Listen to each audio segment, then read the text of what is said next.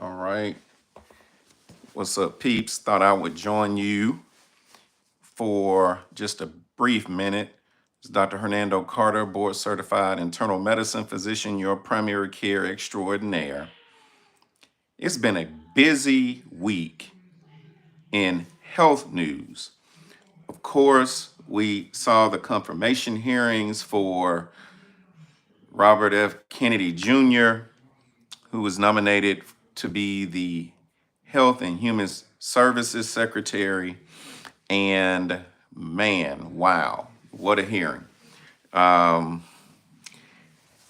won't get too much into the personal part of the commentary, except to say I'll say this. Vaccinations are safe. The flu vaccination is effective. It does prevent hospitalizations. It does prevent deaths. Also, such is the case with the COVID vaccination, pneumonia vaccination, all of the vaccinations. So that's the one thing. But what I wanted to kind of zero in on was covered really early in the hearing. And he talked about the failure of our healthcare system. And I found myself agreeing and nodding a lot with him in talking about that. In particular, he said that, our healthcare system based off of fee for service is not working. And I agree with that. And so what fee for service is that basically for each encounter with the doctor or with whatever healthcare entity or practitioner, your insurance pays for that encounter, and you may pay a copay. That's fee for service. It's transactional, right? So every time you go to the doctor, whether it's one time a year or 6 times a year, that doctor gets paid, regardless of outcomes. Okay? So basically, hey, how you doing? So basically,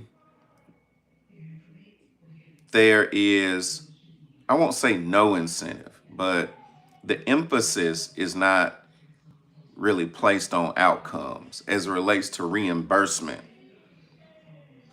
for healthcare. And what they were talking about on the hearing and what Robert F. Kennedy Jr. was talking about is what we call value-based healthcare.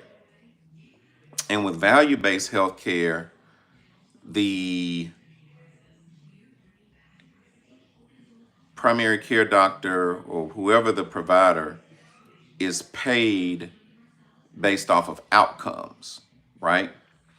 So that the healthier your patients are, if they have high blood pressure, the more of your patients have normal blood pressures, the more of your patients that have normal blood sugars, the more of your patients that have their annual cancer screenings and their vaccinations, the better you're compensated as the provider. So there is a direct link to patient outcomes and reimbursement.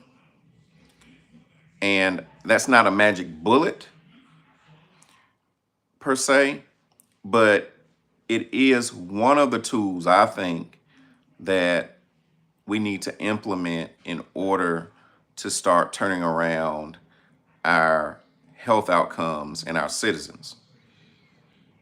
Now, I don't think that value-based care would work for all specialties, right? Not in a silo. But I certainly think for those primary care specialties, it will work. So internal medicine as relates to outpatient medicine, family medicine, pediatrics, to some extent even obstetrics and gynecology, because a lot of OBGYNs do serve as a lot of women's primary care providers. However, they couldn't be 100% value based because it's a really a surgical specialty. It's a nice blend. But I do think that your primary care specialties can be placed on a value based model, and it start to institute some change in our healthcare system. They started trying to move this way. You heard about what they call medical home, like the medical home back in the late 90s, early 2000s, where we have patient-centered medical home,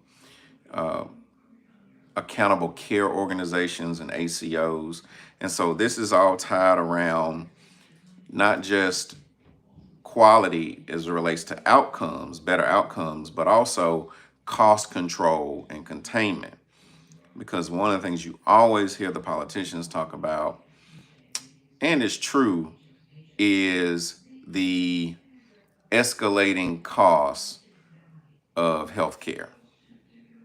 So I think that it's important for us to kind of listen through the noise, because there was a lot of noise. There's a lot of screaming and shouting and grandstanding, but I was trying to listen to the actual healthcare policy in there. I do think that RFK Jr. was, in some respects, just telling a bald-faced lie.